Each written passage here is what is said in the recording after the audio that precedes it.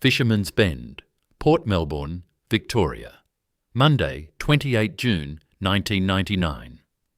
6 o'clock in the morning, winter. The transfer line that has been running V8 engine blocks for 30 years is running its final shift. The cast iron block on the hoist weighs 460 pounds. The smell is cutting oil and machine grease. The Australian dollar that morning is trading at 65.8 United States cents, near a 5-year low. Across the Pacific, the Detroit boardroom that decided this day's outcome made its decision 2 years earlier. 541,000 Iron Lion V8s have come down this line since May 1969. The 541,000th is being machined now.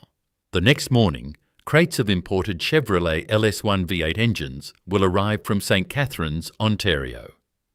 This is the story of how a Latvian displaced person designed Australia's greatest V8, how it won 9 Bathursts, how it powered the Kingswood and the Commodore and the HSV, and how a Detroit committee killed it before the host vehicle was even released.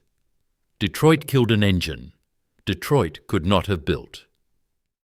Chapter 1. The Latvian who designed Australia's V8. The story starts in Fishermans Bend, Port Melbourne, in January 1965. GM Holden Engineering opens what is called a forward engine program review. The internal forecast, 35% of all Holdens sold will be V8s by 1970, 50% by 1975. Ford has just released the 289-powered XR Falcon GT. The race for the Australian V8 market is on.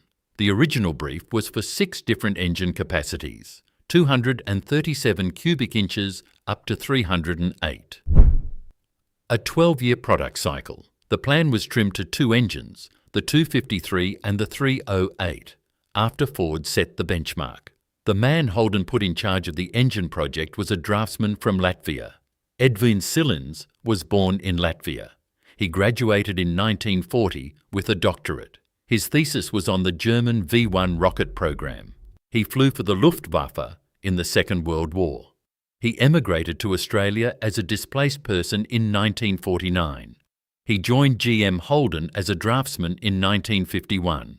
He worked under his boss Fred James, a one-time boy racer from Western Australia ex-Vauxhall, the man Harry Firth would later call a close friend. By 1965, Silins and James were the lead engineers on the most important Australian engine program in 20 years. They studied Detroit's V8s, the Chevrolet 283, the Oldsmobile 330, the Buick 300. They decided to build something lighter than any of them. On the 1st of April, 1965, Silins raised a work order for a wooden mock-up. From his own sketches, he brought in Bob Chamberlain of Rolloy Pistons to do the alloy castings. Silins always intended an alloy inlet manifold and an alloy front cover. The cast iron block would do the work. The aluminium would save the weight. In October 1966, the first V8 fired up at Fisherman's Bend. 4 days later, the oil pump seized. Not a design fault. Swarf residue from machining. They stripped it, cleaned it, ran it again. The design target was 525 pounds. The finished engine weighed 460, 12% under target. Only 80 pounds heavier than the inline 2026, but 40% more powerful. Now, let's be honest about something the official history likes to skip. The Iron Lion was meant to debut in the HK Monaro in 1968. It was not ready. The first HK Monaro GTS 327 ran an imported Chevrolet 327. The HK Monaro that won Bathurst in 1968 was powered by a Chevrolet built in Tonawanda, New York. We will come back to that. The Iron Lion's public debut came at the 1969 Melbourne International Motor Show. A hot 253, 10.1-to-1 compression, solid lifters, over 250 horsepower. It was bolted into the concept car Holden called the Hurricane, Australia's first locally designed V8 was a black painted block in a concept car at a Melbourne motor show. 5 weeks later, in May 1969, the HT Monaro and Brougham went on sale with the Iron Lion under the bonnet. The 253. The 308. Australia had its V8. Chapter 2. The factory that built Beauforts. Fishermans Bend, Port Melbourne, on the western foreshore of the Yarra River. Before the V8, the site was an aircraft factory. The Commonwealth Aircraft Corporation, part owned by GM Holden and BHP, opened its Fishermans Bend plant in 1936. By 1941, the Department of Aircraft Production was assembling Bristol Beaufort bombers at Fishermans Bend. 700 Beauforts came off the line between 1941 and 1944, the third most produced Australian aircraft of the entire war. But the Beauforts were not the only aircraft at Fishermans Bend. The Commonwealth Aircraft Corporation built the Boomerang fighter there. The Wirraway, the Wacket, the Mustang under licence after the war. 200 P-51s built between 1945 and 47, the Sabre fighter after that. And inside the Holden plant itself, the war was building engines. Not aero engines for fighters. Those Pratt & Whitney twin Wasps were built at the GMH plant up at Lidcombe in New South Wales, a separate operation. At Fishermans Bend, GMH built the smaller engines, the Gypsy Major aero engines that powered the Tiger Moths the RAAF used to train every pilot it sent to Europe, the 4-cylinder radial torpedo engines for the Royal Australian Navy, the GM 671 diesel marine engines for landing craft and patrol boats. The Tiger Moth trainers that taught Australians to fly carried engines that came off the same factory floor that would later build the Iron Lion. When the war ended in 1945, the foundries did not go cold. The tool rooms did not close. The skilled workforce, Italian and Greek migrants who had arrived under the Assisted Passage program, Latvian and Estonian displaced persons like Edvins Silins, Polish and Yugoslav fitters, did not vanish. They walked across the foreshore and started building the grey motor for the first Holden, the 48-215, launched at Fishermans Bend on the 21st of November 1948 by Prime Minister Ben Chifley. Much of the launch day workforce had spent the war on that same factory floor. The wartime skills carried directly into peacetime engine work. Plant 3 at Fishermans Bend was the engineering tool room. Plant 5 was the engine plant. The foundry sat on a 36-acre extension of Crown Swamp Holden had been granted by the Bolte government in 1961. The Red Motor Inline 6 was already in full production. The Iron Lion would join it on the engine plant floor from 1969. By 1967, Fishermans Bend was Australia's engine capital. On the 10th of February 1967, Prime Minister Harold Holt opened the nodular iron foundry at Fishermans Bend, the only one in Australia. Castings were exported to Opel in Germany and Vauxhall in England. On the 7th of July 1969, 2 months after the first HT Monaro rolled out, Prime Minister William McMahon officially opened the V8 engine plant. 2 Prime Ministers in 2 years opened the buildings that built the Iron Lion. The transfer line they cut the ribbon on would run 30 years. Chapter 3.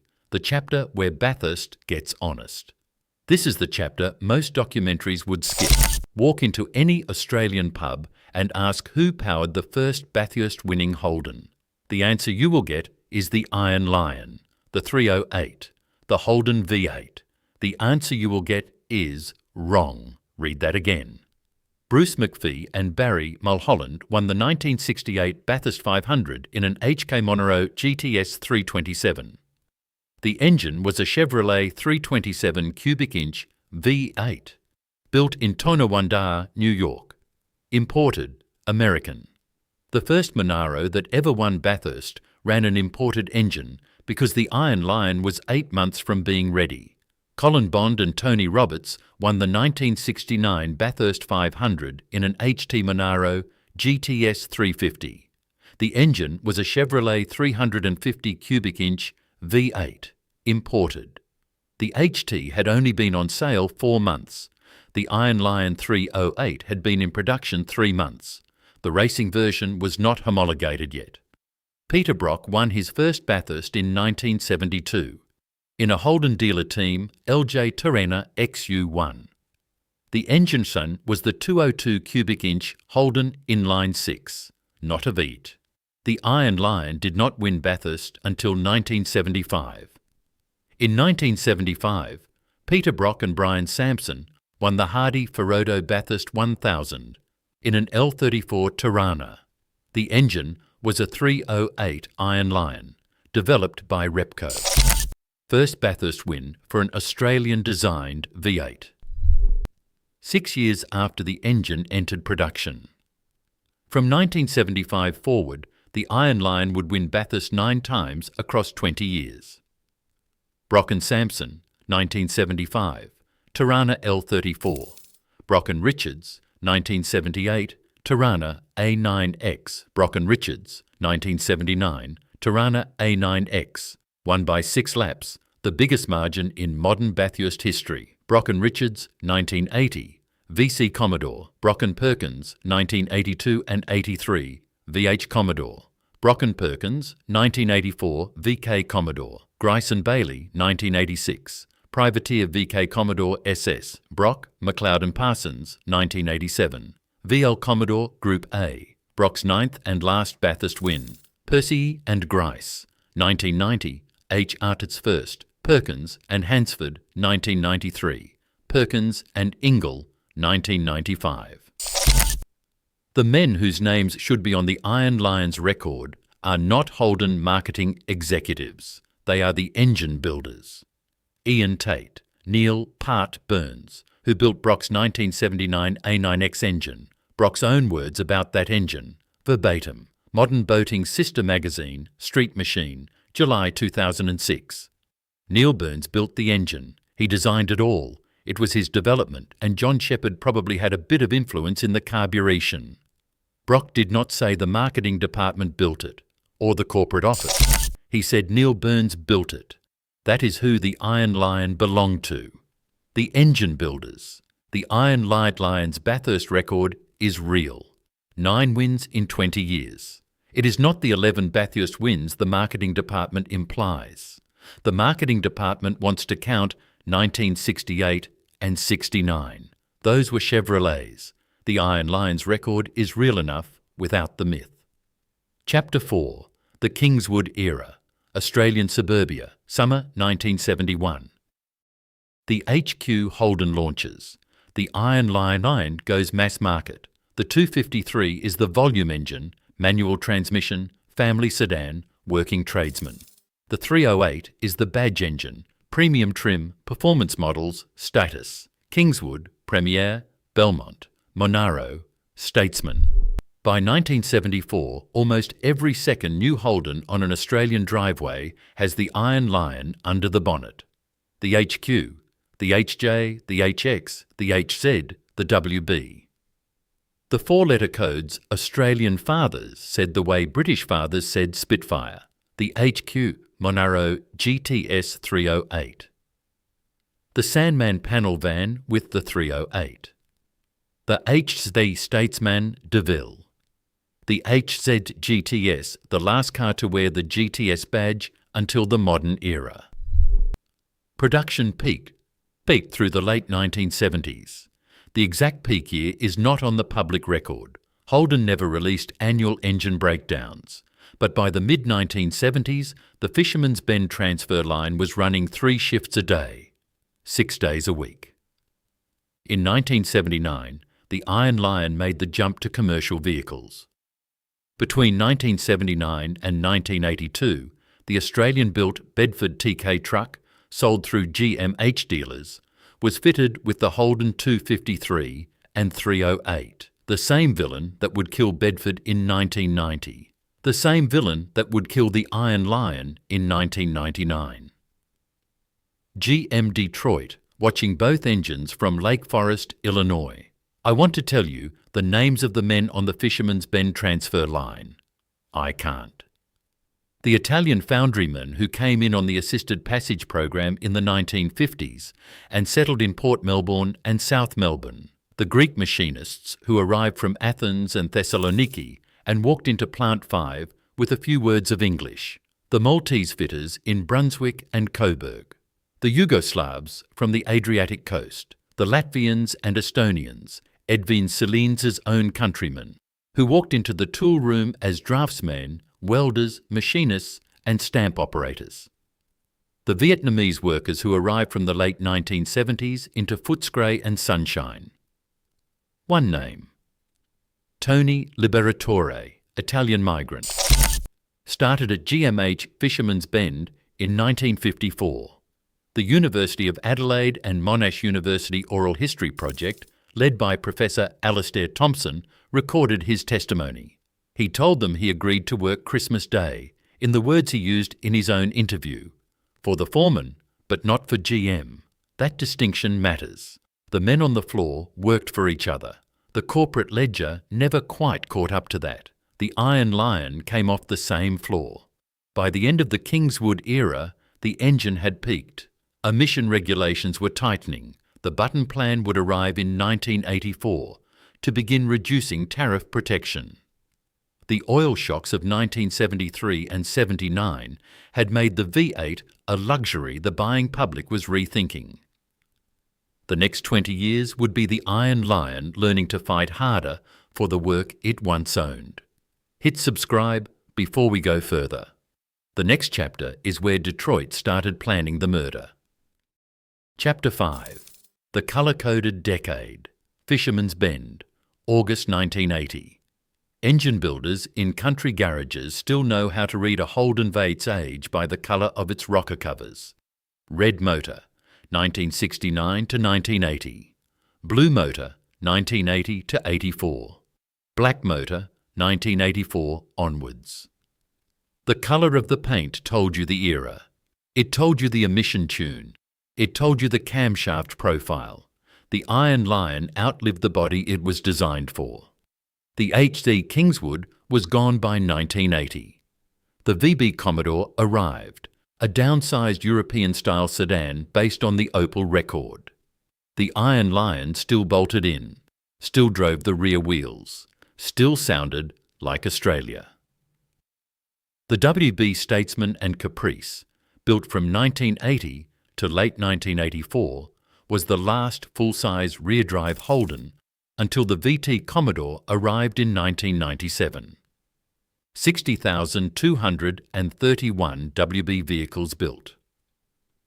The 308 Standard, emissions strangled to 126 kilowatts from its 1971 peak of 184. In 1984, Australian engineering met Group A regulations. International touring car racing had moved to a new format.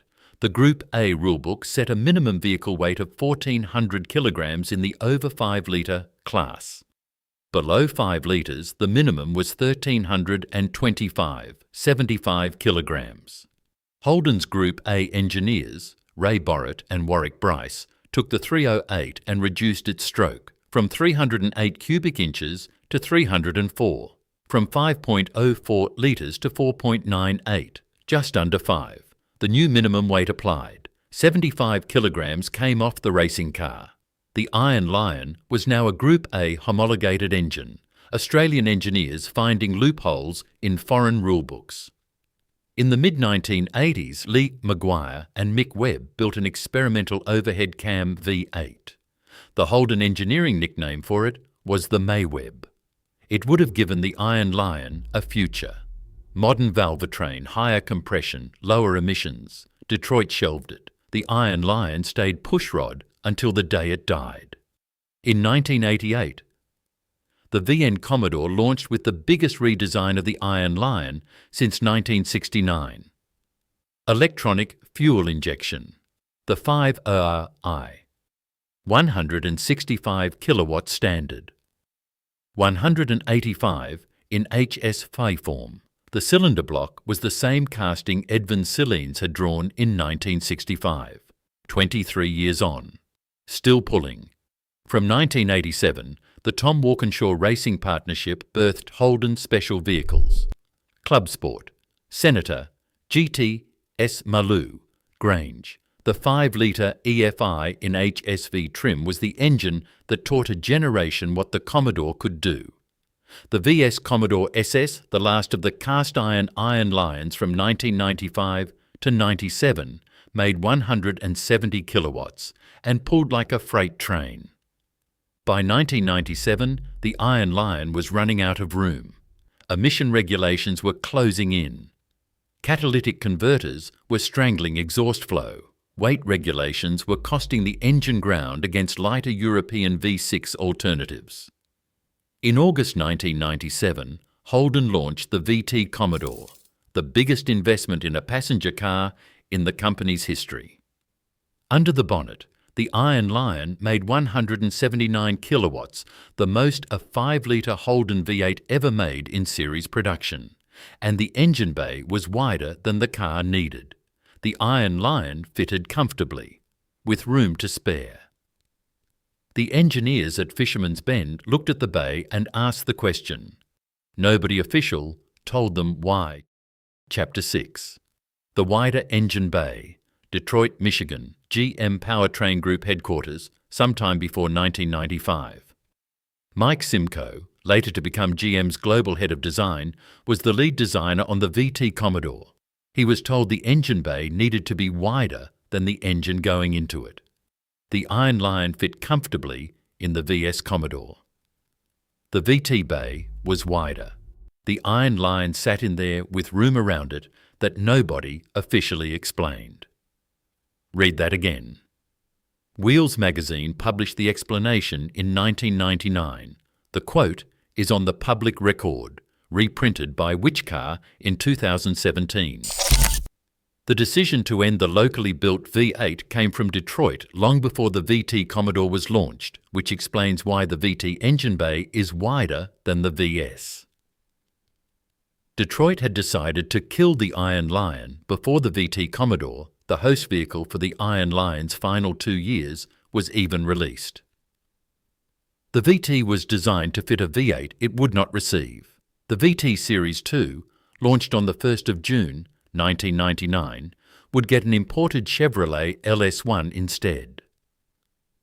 The VT Series 1, the car that launched in August 1997, with the Iron Lion's last engineering high point, was a stopgap. The Iron Lion was already a dead engine walking. Mike Simcoe was designing Detroit's Trojan horse without being officially told he was. Detroit's stated reasoning, again from the Wheels archive, verbatim. GM executives in Detroit reckoned the cast-iron Holden V8 was not export quality and lacked technical and spare parts support for overseas markets.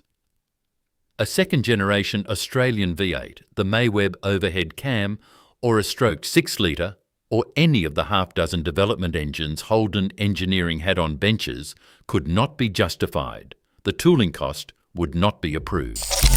The Chevrolet Generation 3 LS1, aluminum block, 40 kilograms lighter than the Iron Lion. Debuted in the 1997 C5 Corvette.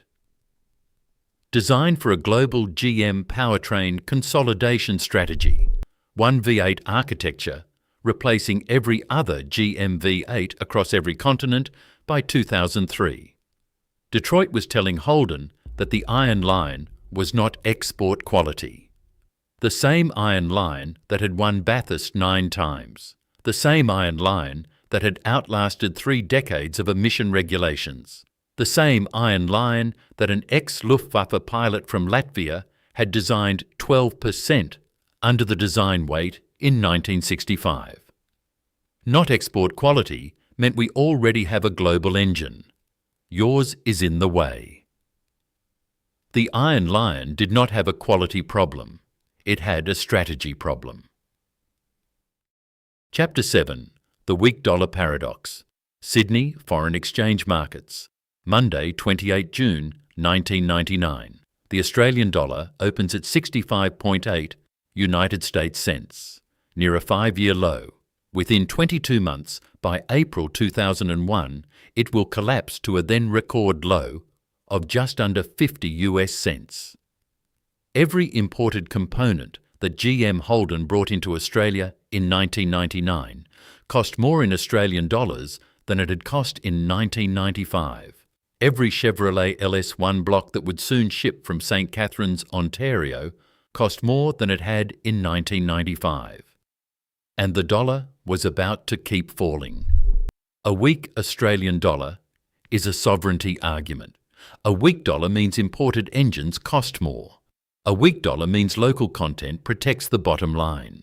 A weak dollar means you keep your Iron Lion plant running, not shut it down. Detroit decided to import the LS1 anyway. Read that again. This was not our currency decision. This was not a cost of goods decision.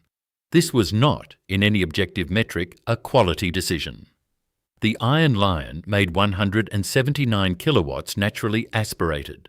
It had won Bathurst 2 years earlier, Larry Perkins and Russell Ingall in a VS Commodore at the 1997 Primus 1000 Classic. It met every Australian design rule and every emission regulation. The cast iron block was heavier, 40 kilograms heavier, but no Australian customer had ever complained. This was a strategy decision. GM Detroit had committed to a single global V8 architecture. The Gen 3 small block was designed by an internal GM powertrain group, led by an engineer named Tom Stevens. The brief had been simple: replace every other GM V8 in production by 2003. One architecture, one tooling footprint, one spare parts catalogue. The Iron Lion was the second V8 in the corporate portfolio. The second V8. Dies first. Australian sovereignty was irrelevant to the spreadsheet. This is the same playbook the Americans ran on Sidchrome at West Heidelberg in 1991. Stanley Works of Connecticut. Different company, different city, same outcome. American head office decides a global strategy. Australian operation becomes a distribution channel for imports. The brand survives. The factory dies. And this is the engine side prequel to what would happen at Holden Elizabeth in 2017. Same villain, same logic, same death pattern, 18 years apart, 700 kilometres apart. Bedford Trucks, 1990. Sidchrome, 1991.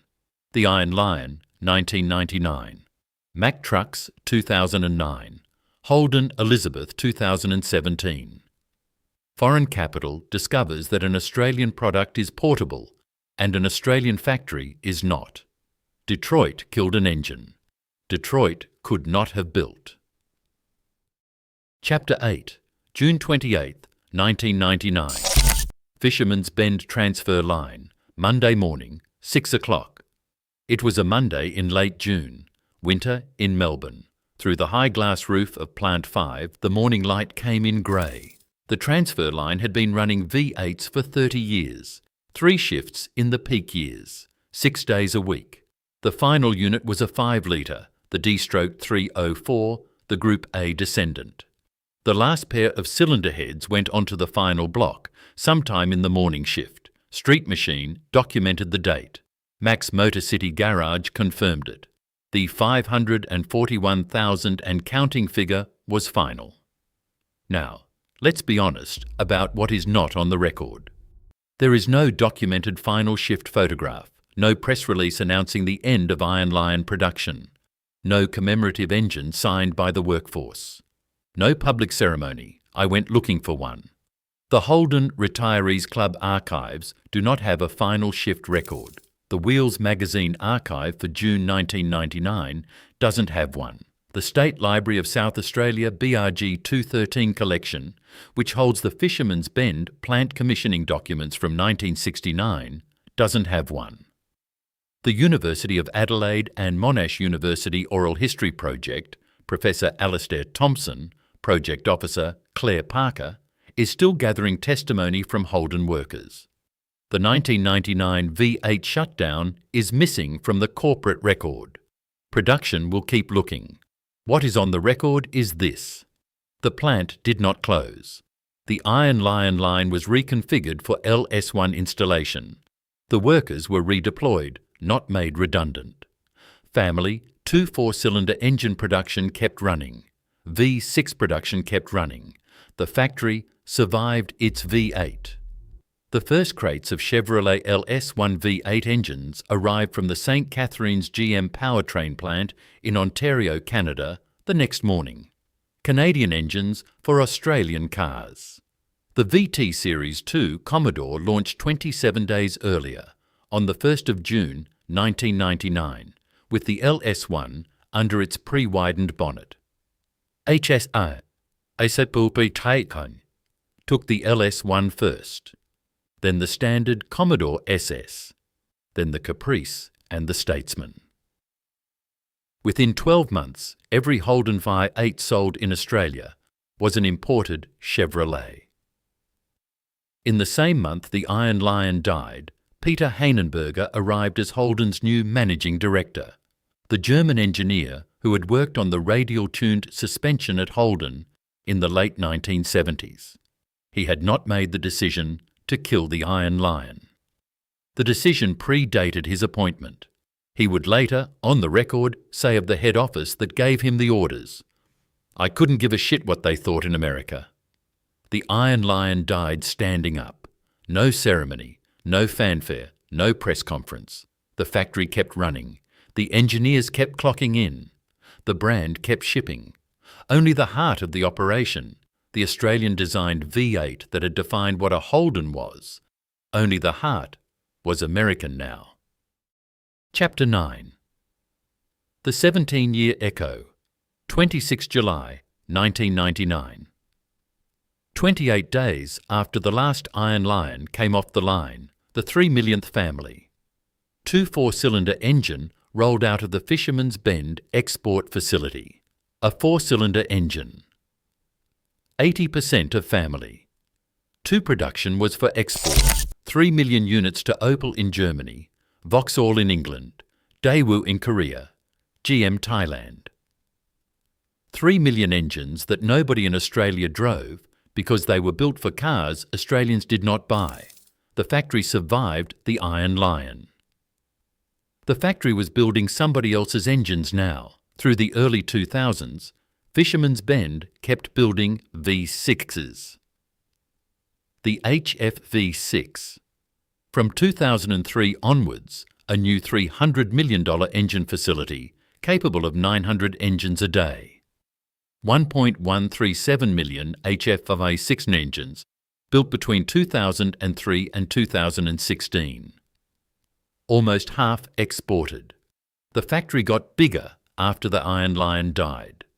The capability that used to belong to a locally designed V8 was redirected into a locally built engine designed by Opel.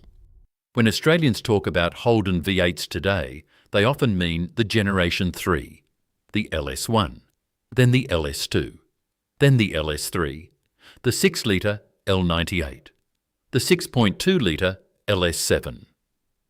These engines made HSV cars faster than the Iron Lion ever had.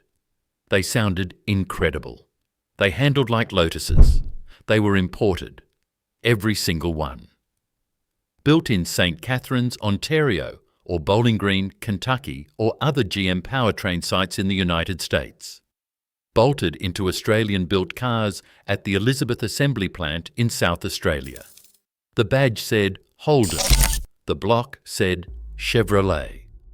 On the 29th of November 2016, at approximately 11 in the morning, the very last Australian-built engine came off the Fishermans Bend line.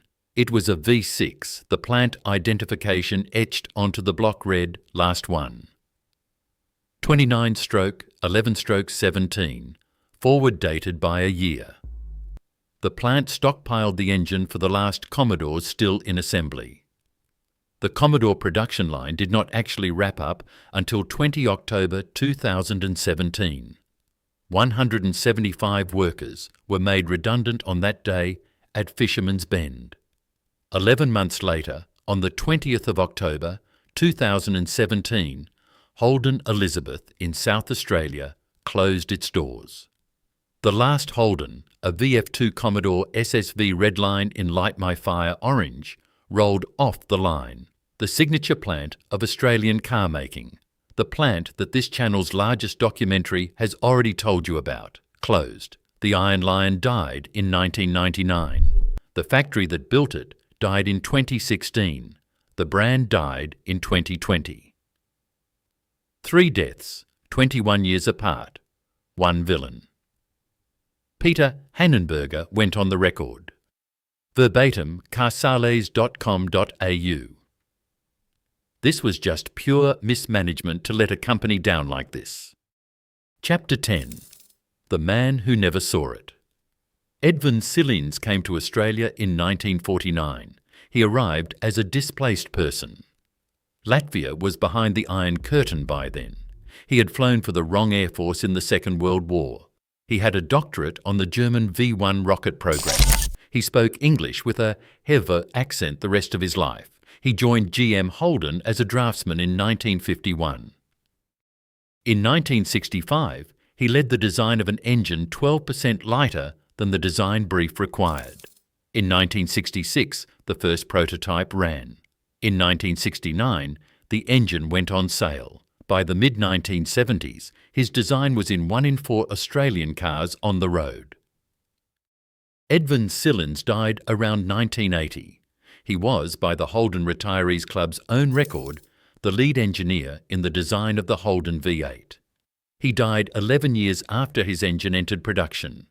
He was alive for the HQ Monaro, the HZ GTS, the first Bathurst win in 1975, the Sandman panel van. He never saw Brock win the next 8 Bathursts. He never saw the VK Commodore. He never saw the van with electronic fuel injection. He never saw the L34 race program that Repco built around his block. He never saw the Group A 304 his successors developed to game the Group A rulebook. He never saw the VT engine bay quietly widen in 1997.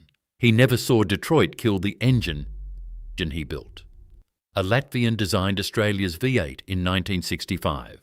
Australia would build 541,000 of them. He saw the first 11. Fred James, Silins' boss, Frederick George James, boy racer from Western Australia, outlived him by 27 years. James died in 2007. He had 8 years to watch the LS1 import. He had 8 years of HS5E models with Chevrolet engines under Holden bonnets. He had 8 years to see what they did with what he built. When Australia lost the Iron Lion, Australia did not just lose an engine. Australia lost the capability to design and build a series production passenger car V8. Not just the engine, the foundry, the tool room, the cylinder head machining stations, the 3,000-person workforce that knew how. That knowledge does not live in a server. It lives in hands. It lives in apprenticeships. It dies when the line stops. Detroit kept the same capability. The Generation 3, LS1, became the Generation 4, LS3, then the Generation 5, LT1. American engineering refinement, generation by generation, across 2 decades. The Iron Lion would have become the Generation 2 Iron Lion. The Mayweb overhead cam version. The fuel-injected 6-litre, none of which got built because Detroit did not approve the funding. Same villain killed Bedford in 1990. Same villain killed the Iron Lion in 1999. Same villain killed Holden Elizabeth in 2017. Same villain retired the Holden brand in 2020. 4 deaths. 1 head office. Chapter 11. Fishermans Bend today. Stand at Fishermans Bend, Port Melbourne, today. The Holden site is gone. The Victorian government bought the $130 million parcel of land in 2016. The Fishermans Bend Innovation Precinct Master Plan calls for 80,000 residents and 80,000 jobs by 2050. The University of Melbourne paused its $49.8 million engineering campus in September 2025. Boeing still operates on the old Commonwealth aircraft side. Bays of new office construction sit where the foundry stood. Plant 3 is gone. Plant 5 is gone. The transfer line that William McMahon opened in July 1969 is gone. The nodular iron foundry that Harold Holt opened in February 1967 is gone. 49 years of Australian engine sovereignty, removed from the foreshore. The artefacts survive. The Holden Hurricane concept, the 1969 car that debuted the Iron Lion at the Melbourne Motor Show, sits in the National Motor Museum at Birdwood, South Australia. So does the last Holden, the 2017 VF Commodore SSV Redline. So does the first Holden, a 1948 48-215. Brock's 1979 A9X Tirana, the one that won by 6 laps, is in the David Bowden collection. The 1986 Chickadee VK that Grice won Bathurst with is preserved. So is the 1990 HRT VL. The engines survive in pieces. Iron Lion 308s and 5 litres are scattered across Australian garages, restored into HQ Monaros, bolted into hot rods, lifted into boats, spare blocks in country auction halls, crankshafts in restoration shops in Adelaide and Geelong. The engine that Detroit said was not export quality is still running on driveways from Innisfail to Esperance. Lesson 1. Australian engineering can match the world. The world doesn't always keep it. Edvins Silins designed a V8 in 1965 that came in 12% under the design weight. Detroit replaced it in 1999 with an engine 40 kilograms lighter, the only metric on which the Iron Lion lost. Every other metric, sovereignty, capability, workforce, cultural significance, Bathurst, the Iron Lion won, and Detroit threw it out anyway. Lesson 2. When the foreign owner has a global strategy, the local product is collateral. The Iron Lion was not killed by quality. It was not killed by the dollar. It was not killed by cost.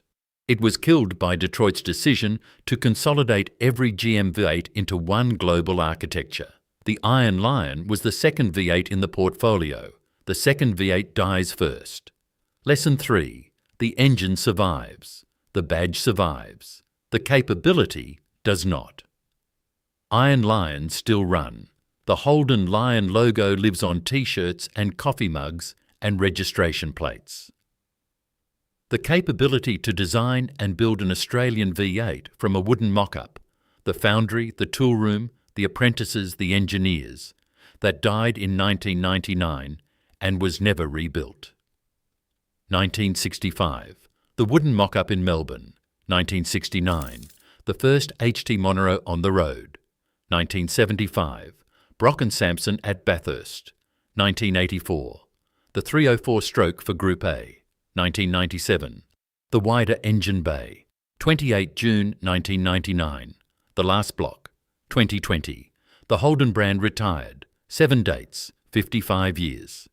Detroit killed an engine Detroit could not have built. The country didn't keep what it built.